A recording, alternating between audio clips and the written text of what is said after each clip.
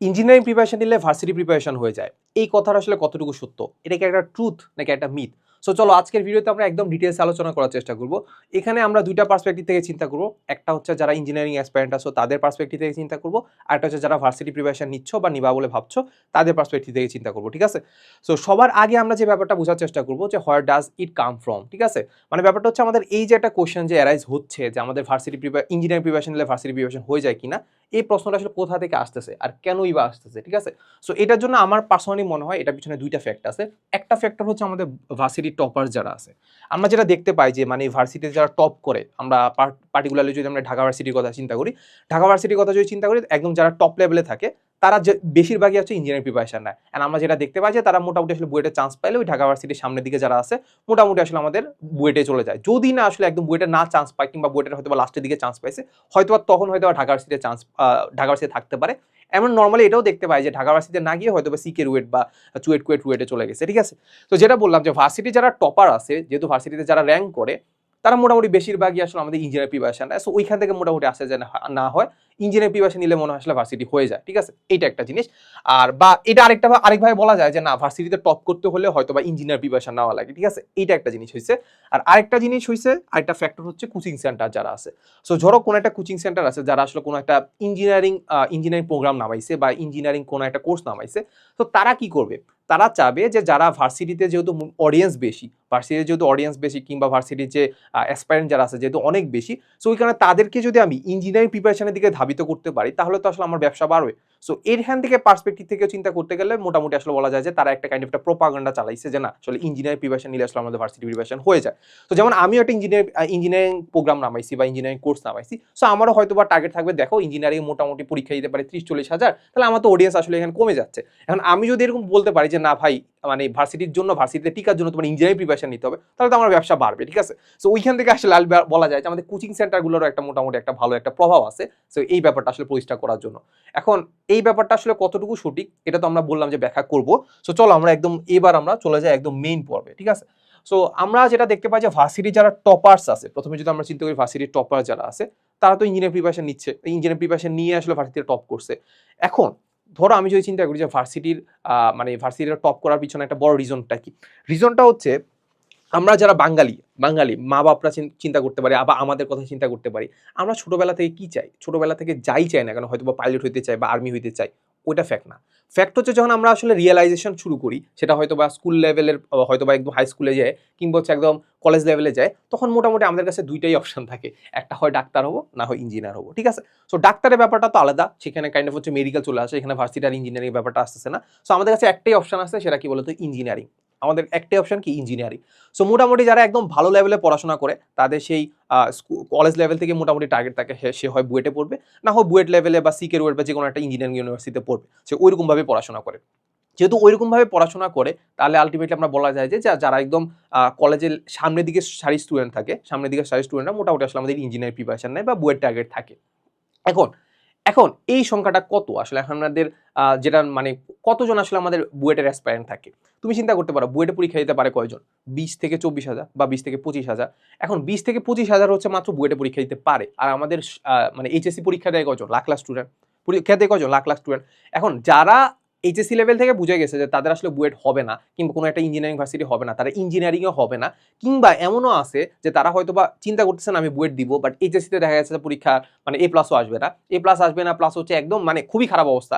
তারা কি আসলে বুয়েটে পরীক্ষা দেওয়ার জন্য মানে ইচ্ছা প্রকাশ করবে? ইচ্ছা তো প্রকাশ করবে না। তো যেটা বললাম যে আসলে বুয়েটের বা ইঞ্জিনিয়ারিং এর অ্যাসপাইরেন্টই থাকে নরমালি কম, কারণ আসলে আমাদের পরীক্ষা খুব একটা দেওয়া যায় না। পরীক্ষা কত দেওয়া যায় বলতো? আমরা বুয়েটের কথা চিন্তা করলে 20 হাজার, আমাদের সিকের ওয়েটের কথা চিন্তা করলে 30 হাজার, মোটামুটি তাদের মধ্যে মোটামুটি অনেক কমন আছে, ঠিক আছে? অনেক কমন চিন্তা করলে আলটিমেটলি আমাদের বলতে পারি যে আমাদের ইঞ্জিনিয়ারিং পরীক্ষা দিতে পারে 50 হাজার, ইঞ্জিনিয়ারিং পরীক্ষায় দিতে পারে 50 হাজার, আর ওইখানে লাখ লাখ স্টুডেন্ট তো বাকি আছে। এখন বাকি লাখ লাখ স্টুডেন্ট কই পরীক্ষা দিবে? অবশ্যই ভার্সিটির জন্য প্রিপারেশন নিবে।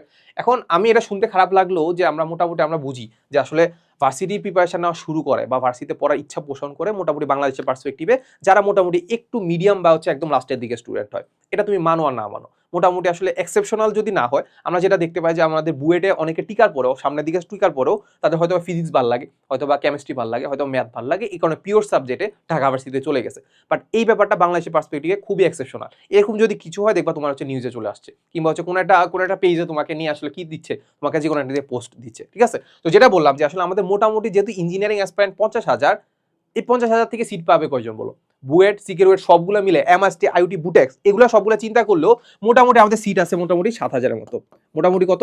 7,000-এর মতো। এখন বলো 7,000 আর 50,000, এখন তুমি বলতে পারো যে না ভাই এই 50,000 যারা আছে সবাই ভালো স্টুডেন্ট না। আচ্ছা যাও মানলাম, মানে 10,000 হয়তো বা খারাপ স্টুডেন্ট, 40,000 ভালো স্টুডেন্ট তো নাকি না, 30,000ও ভালো স্টুডেন্ট না। আচ্ছা ধরলাম এখান থেকে অর্ধেক ভালো স্টুডেন্ট। অর্ধেক ভালো স্টুডেন্ট চিন্তা করলে আমাদের কত আছে? এখানে 25,000 ভালো স্টুডেন্ট আছে। ধরে নেই 25,000 একদম টপ লেভেলের স্টুডেন্ট আছে। এখন এই 25,000 টপ লেভেল স্টুডেন্ট আচ্ছা চান্স পাবে কত? চান্স পাবে হচ্ছে 7,000। বাকি 18,000 কই যাবে বলো? বাকি 18,000 কই যাবে? বাকি 18,000 কই যাবে? বাকি 18,000 যেটা করবে সেটা হচ্ছে ভার্সিটিতে পরীক্ষা দিবে। এখন এই যে 7,000 যারা আছে, যারা হয়তো বা ইঞ্জিনিয়ারিং ভার্সিটিতে পড়বে বা ইঞ্জিনিয়ারিং ভার্সিটিতে টিকে গেছে, তারাও ঢাকা ভার্সিটিতে পরীক্ষা দেয়। মানে অন্য ভার্সিটিতে পরীক্ষা না দেখ, ঢাকা ভার্সিটিতে কিন্তু পরীক্ষা দিবে। সো মোটামুটি বলা যায় যে এই 18,000 বাদ দিলাম, এই 7,000ও কিন্তু ঢাকা ভার্সিটিতে পরীক্ষা দিবে। সো এরা গতানুগতিক রীতিতে ভালো স্টুডেন্ট। সো ভালো স্টুডেন্টরা কি করবে? র্যাঙ্ক করবে না?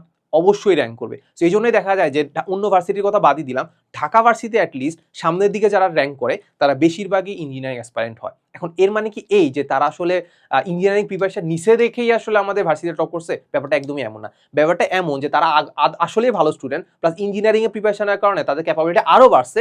এই ক্যাপাবিলিটি বাড়ার কারণে দেখা যাচ্ছে যে তারা কি হচ্ছে? ভার্সিটিতে টপ করতেছে, ঠিক আছে? এই হচ্ছে কথা। সো মোটামুটি আসলে এই একটা জিনিস। সো আমরা 18,000 মোটামুটি ভার্সিটিতে টপ করবে, এটাই স্বাভাবিক, এটা আসলে তুমি থামাইতে পারবা না, ঠিক আছে? এখন প্রশ্ন হইতে পারে যে ভাই এখন আমি ডিসাইড করে ফেলছি, ইঞ্জিনিয়ারিং প্রিপারেশন নিব কিংবা ভার্সিটিতে প্রিপারেশন নিব। এখন কি আসলে আমার দুইটাতে যদি চান্স পাইতে হয়, কিংবা আমার আসলে ধরো আমি শুধুমাত্র ভার্সিটি প্রিপারেশন নিছি, ওটার জন্য কি আসলে আমাদের ঢাকা ভার্সিটিতে যদি চান্স পাইতে হয় কিংবা টপ করতে হয়, তাহলে কি আমরা আবার ইঞ্জিনিয়ারিং ব্যাকআপ রাখতে হবে কিনা, ঠিক আছে? এটা আমরা বোঝার চেষ্টা করি। খুব সিম্পলি যদি আমরা বলি, যারা ইঞ্জিনিয়ারিং প্রিপারেশন নিচ্ছ তারা আগে থেকেই ভালো স্টুডেন্ট, অবশ্যই ভালো স্টুডেন্ট, তাদের ভার্সিটি হয়ে যাবে, মাস্ট ভার্সিটি হয়ে যাবে, ঠিক আছে? ভার্সিটি হয়তো টপ না করলেও লাস্টের দিকে হলেও তুমি ভার্সিটি টপ করতে, মানে ভার্সিটি হচ্ছে ক্র্যাক করতে পারবা, ঠিক আছে? কেন?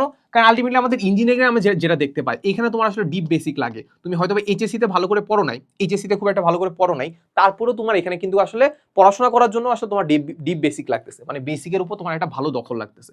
এখন বেসিকের উপর যখন ভালো দখল আসে তোমার, তারপর এইখানে আমাদেরকে যেটা করে, এখানে তোমাকে হচ্ছে ম্যাথ সলভিং ক্যাপাবিলিটি বাড়ায়। কি করে? ম্যাথ সলভিং যে ক্যাপাবিলিটি আছে সেটা বাড়ায় দেয়। এখন ম্যাথ সলভিং এর যে ক্যাপাবিলিটি সেটা কিভাবে বাড়ায় তুমি চিন্তা করো তো।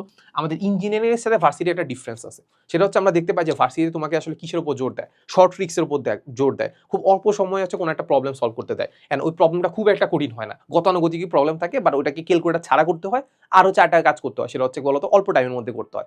এখন তুমি বলতে পারো যে ভাই দেখেন ভাই বুয়েটেও তো সেম কাজই করে, বুয়েটে হয়তো 3 মিনিট টাইম দেয়। এখন একটা ম্যাথ সলভ করতে 3 মিনিট কি আমার আসলে মানে বেশি সময় না? বেশি সময় না, কিন্তু ব্যাপারটা হচ্ছে তোমার আসলে ইয়াতে বুয়েটে হচ্ছে তোমাকে 40টা কোশ্চেন দেয়। এখন 40টা টিকার জন্য কি তোমার 40টা লাগে? তুমি 40টা আনসার করে আসতে পারবা? পারবা না তো। এটা থেকে তুমি টিকার জন্য হয়তো বা 20টা বা 25টা লাগবে। এখন তুমি চিন্তা করো এবার 25টার জন্য আসলে তোমার আসলে 3 ঘন্টা আছে। 25টার জন্য যদি 3 ঘন্টা হয়, তাহলে এবার হিসাব করো যে আসলে তোমার একটার জন্য কত টাইম দিছে। ভালোই টাইম দেয়। কিন্তু প্রবলেম হচ্ছে এই প্রশ্নগুলো অনেক কঠিন হয়। তোমার এত বেশি টাইম দেওয়ার ফলেও তোমাকে জাস্ট তুমি প্রবলেমটা সলভ করতে পারবা কিংবা অ্যাপ্রোচ করতে পারবা, এইটার উপর তোমার আসলে নাম্বার দেয়। সো যেটা বললাম যে ইঞ্জিনিয়ারিং এর ক্ষেত্রে যেটা করায় সেটা হচ্ছে তোমাকে আসলে কোনো একটা প্রবলেমকে সলভ করতে শেখায়, কিভাবে নতুন প্রবলেম আসলে সেটা সলভ করতে শেখায়। সেটা তোমার ক্যালকুলেটর ইউজ করতে দিলেও আসলে ব্যাপারটা এত সহজ না, এত কি সহজ না। তো যারা ইঞ্জিনিয়ার প্রিপারেশন নিচ্ছে তারা জাস্ট এক্সট্রা করে হ্যান্ড ক্যালকুলেশন কিংবা হচ্ছে বলা যায় যে ক্যালকুলেটর ছাড়া যেটা করতে হয়, কিংবা হচ্ছে অল্প টাইমের মধ্যে যে প্র্যাকটিসটা, এইটা যদি করে যাও, কিংবা ঢাকা ভার্সিটির যদি কোশ্চেন সলভ করে যাও, কিংবা অন্যান্য ভার্সিটির যদি কোশ্চেন সলভ করে যাও, তোমার জন্য ভার্সিটি ক্র্যাক করা কিছুই না। তুমি এমনি আগেই টপে আসো, তুমি হয়তো বা টপ করতা, ঢাকা ভার্সিটি টপ করতে পারতা, বা তুমি প্রিপারেশনের ঘাটতির কারণে হয়তো বা টপ করতে পারবা না, কিন্তু ভার্সিটিতে তুমি একটা সিট পাবাই, এটা তুমি মোটামুটি আসলে আমি গ্যারান্টি দিতে পারি, মোটামুটি কি একটা গ্যারান্টি দিতে পারি। আচ্ছা, এইবার আসি হচ্ছে লাস্ট কোশ্চেনে, যেটা আসলে আমাদের সবচেয়ে বড় যে কনসার্ন, সেটা হচ্ছে যারা ভার্সিটি প্রিপারেশন নিচ্ছে ভাই, যারা ভার্সিটি প্রিপারেশন নিচ্ছে তারা এখন কি ইঞ্জিনিয়ার প্রিপারেশন নিবে কিনা, কিংবা ইঞ্জিনিয়ারিং এর দিকে ধাবিত হবে কিনা, ঠিক আছে? এখন এখানে আসলে আমাদের দুইটা পার্সপেক্টিভ আছে। আমরা যারা ভার্সিটি প্রিপারেশন নিচ্ছে তাদের মধ্যে কিছু স্টুডেন্ট আছে যাদের টার্গেট হচ্ছে আমি ঢাকা ভার্সিটি বা অন্যান্য ভার্সিটিতে আমি টপ করব। টপ বলতে কি বোঝাচ্ছে? হয়তো বা টপ 100 বা টপ 200 বা টপ ধরো 500 ভিতরে থাকতে চায়, ঠিক আছে? আর আরেকজনের হচ্ছে যে কোনো ভাই একটা সিট হইলে হচ্ছে, আমার একটা যে কোনো একটা সিট হইলে হচ্ছে ভাই আমার প্রিপারেশন এত খারাপ, আমি যা যে কোনো একটা সিট কনফার্ম করতে পারলে হইলো, ঠিক আছে। সো এই ব্যাপারটার মাঝখানে আমি তোমাকে একটা জিনিস বলে রাখতে চাই যে আমাদের তোমরা যারা ইঞ্জিনিয়ার প্রিপারেশন নিবা কিংবা ভার্সিটিতে যারা টপও করতে চাও, তারা চাইলে আমাদের হালকোড ইঞ্জিনিয়ারিং অ্যাডমিশন কোর্স 2025 যে কোর্সটা আছে প্লাস ভার্সিটি বায়োলজি, যাতে ভার্সিটিও ক্র্যাক করতে পারো। সো এই কোর্সের ডেমো ক্লাসগুলো দেখে আসতে পারো, কমেন্টে আর ডিসক্রিপশনে লিঙ্ক দেওয়া আছে। সেইখানে মোটামুটি আমাদের যাবতীয় তোমাদের যা কিছু দরকার, তোমাদের প্রবলেম মানে বেসিক যে ক্লিয়ার করা যে থিওরি আছে ওইটা তোমাকে আলোচনা করে দেওয়া আছে, এনাফ ম্যাথ প্রবলেম দেওয়া আছে, তারপর হচ্ছে তোমাকে অ্যাডভান্স ম্যাথ প্রবলেম দেওয়া আছে, তারপর আইওটি কোশ্চেন ব্যাংক সলভ করে দেওয়া আছে, তোমাকে ম্যাটেরিয়ালস দেওয়া আছে, তোমাকে এক্সাম দেওয়া আছে, যা যা দরকার তোমাকে সব কিছু কিন্তু দেওয়া আছে। সো কমেন্টে বা ডিসক্রিপশনে তুমি জাস্ট একটা ক্লাস করো, একটা ক্লাস করলে ব্যাপারটা বুঝতে পারবে যে তোমার আসলে প্রিপারেশনটা এইখান থেকে এইখানে চলে গেছে। সো একটা ক্লাস করে দেখো, ক্লাস করে একটু নোট টোটও করো, সো নোট টোট করলে বুঝতে পারবা যে আসলে তোমার প্রিপারেশনটা কেমন হইতে পারে, ঠিক আছে। সো আমি বলবো যে আসলে খুব প্রাইসও খুব একটা বেশি না, সে অল্প প্রাইসের মাঝখানে তোমার যে প্রিপারেশনটাকে কাইন্ড অফ হচ্ছে একদম ঝালাই করে দেওয়ার জন্য এই কোর্সটা আসলে কাইন্ড অফ একটা পারফেক্ট একটা কোর্স, ঠিক আছে। আচ্ছা চলো, সো আশা করি আসলে ক্লাসে দেখা হবে। সো যেটা বলছিলাম যে আসলে আমাদের এখানে দুই লেভেলের স্টুডেন্ট হতে পারে, যে আসলে ভার্সিটির টপ করতে চায় আর হচ্ছে ভার্সিটিতে একটা যে কোনো একটা সিট কনফার্ম করতে চায়, ঠিক আছে। আমি একদম সবার লাস্টের থেকে শুরু করবো, যে ভার্সিটি একটা যে কোনো একটা সিট কনফার্ম করতে চায়।